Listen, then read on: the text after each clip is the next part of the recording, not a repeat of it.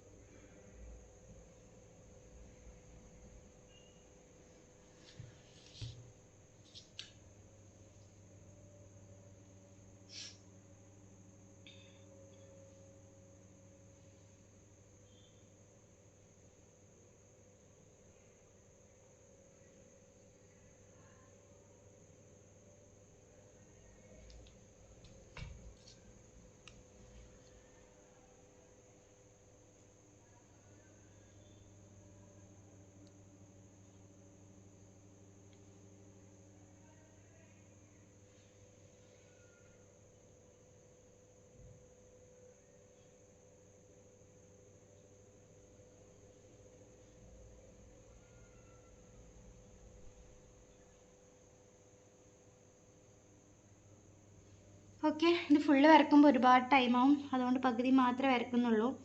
ഇനി നേരെ ഓപ്പോസിറ്റായിട്ട് ഈ ഒരു ലൈനും കൂടെ സ്ലാൻഡിങ് ലൈൻ തന്നെയാണ് രണ്ട് സൈഡും.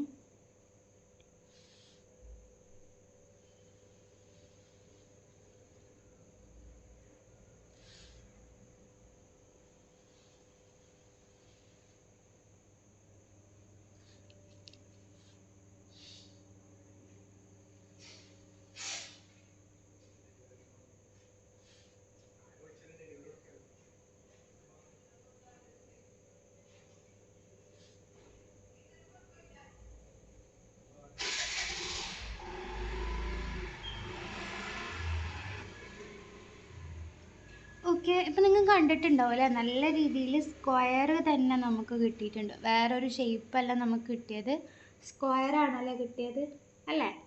സ്ക്വയർ ഷേപ്പ് തന്നെ കിട്ടിയിട്ടുണ്ട്. അപ്പോൾ ഇതിൽ നമുക്ക് എന്ത് ചെയ്യാൻ വേണ്ടി പറ്റും, ഒരു കോളത്തിൽ ഒരു ബോക്സിൽ കളർ ചെയ്യുക. അതായത് ഓൾട്ടർനേറ്റീവ് ബോക്സസിലായിട്ട് ഇങ്ങനെ ചെയ്തെടുക്കുക. ചെസ് ബോർഡൊക്കെ പോലെ ഇങ്ങനെ ചെയ്തെടുക്കുക.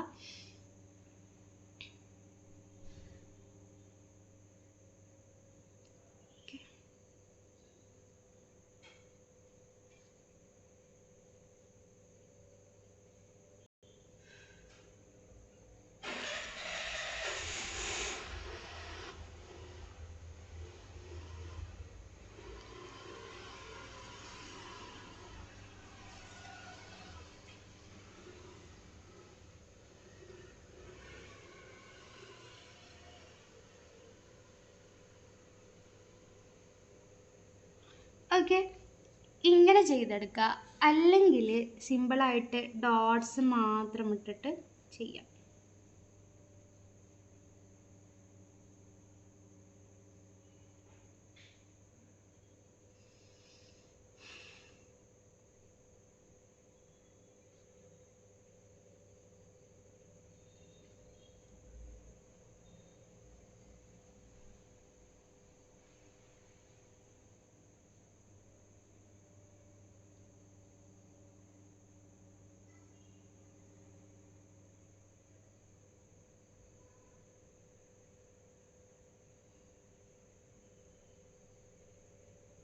കണ്ടില്ലേ, ഇതിൽ തന്നെ 2 ഡിഫറെൻറ്റ് രണ്ട് ഡിസൈനാണ് ഇതിലുള്ളത്.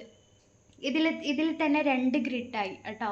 ഒന്ന് ഈ ഒരു ചെസ്സിൻ്റെ പോലത്തെ പാറ്റേൺ ഉള്ളതും പിന്നെ ഈ ഒരു ഡോട്ടഡ് പാറ്റേൺ ഉള്ളതും. അപ്പോൾ ഇതിൽ തന്നെ 2 ഗ്രിഡ് നമുക്കായിട്ടുണ്ട്. ഓക്കെ,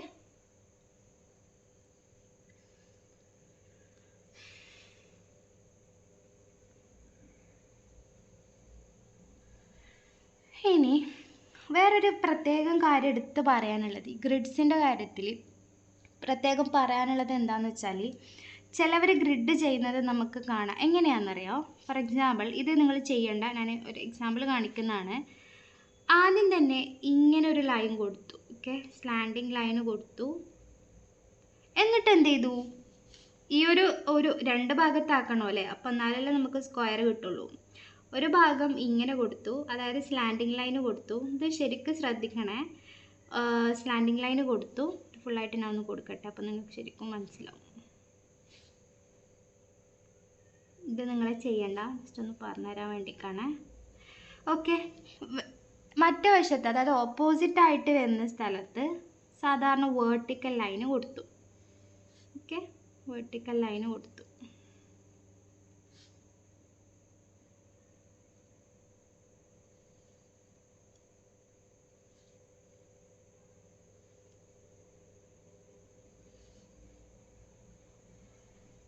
അപ്പം നിങ്ങൾക്ക് തന്നെ മനസ്സിലാവുന്നുണ്ടാവും അല്ലേ? എന്താണ് ഇവിടെ നല്ല സ്ക്വയർ ആയിട്ട് കിട്ടിയിട്ടുണ്ട്. ഇവിടെ എന്താണ് നമുക്ക് കിട്ടിയത്? ഡയമണ്ട് ഷേപ്പാണ് കിട്ടിയത് അല്ലേ? ഈ ഒരു ഷേപ്പാണ് നമുക്ക് ഇതിൽ കിട്ടിയത്. അപ്പോൾ ഒരു ഗ്രിഡ് എന്ന് പറഞ്ഞു കഴിഞ്ഞാൽ ഇങ്ങനെ ഡയമണ്ട് ഷേപ്പ് വരാൻ വേണ്ടി പാടില്ല. ഓക്കെ, ഇങ്ങനെ ഡയമണ്ട് ഷേപ്പ് വരാൻ വേണ്ടി പറ്റും. കറക്റ്റ് നമുക്ക് എന്ത് കിട്ടണം? സ്ക്വയർ കിട്ടണം.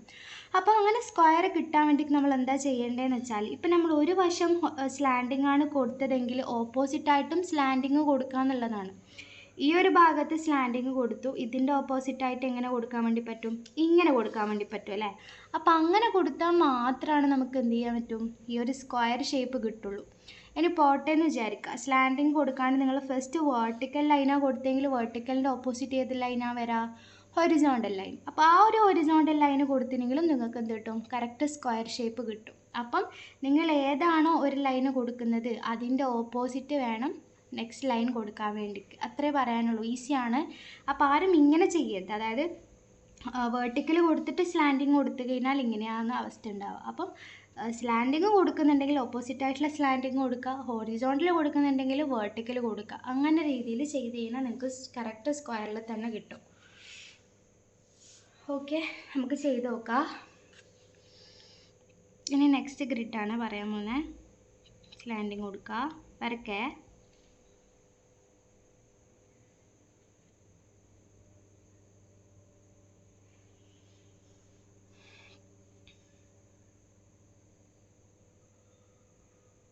അത്യാവശ്യം ഡിസ്റ്റൻസ് ഉള്ള എന്താണ് സ്ക്വയർ തന്നെ വേണം. അപ്പോൾ ഇങ്ങനെ കൊടുക്കുന്നുണ്ട്.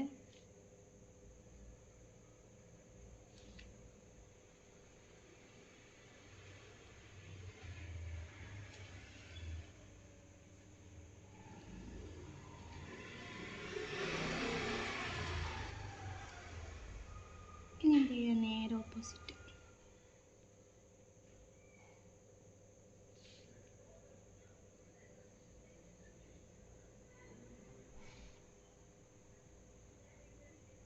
നല്ല സ്ക്വയർ കിട്ടിയിട്ടില്ലേ?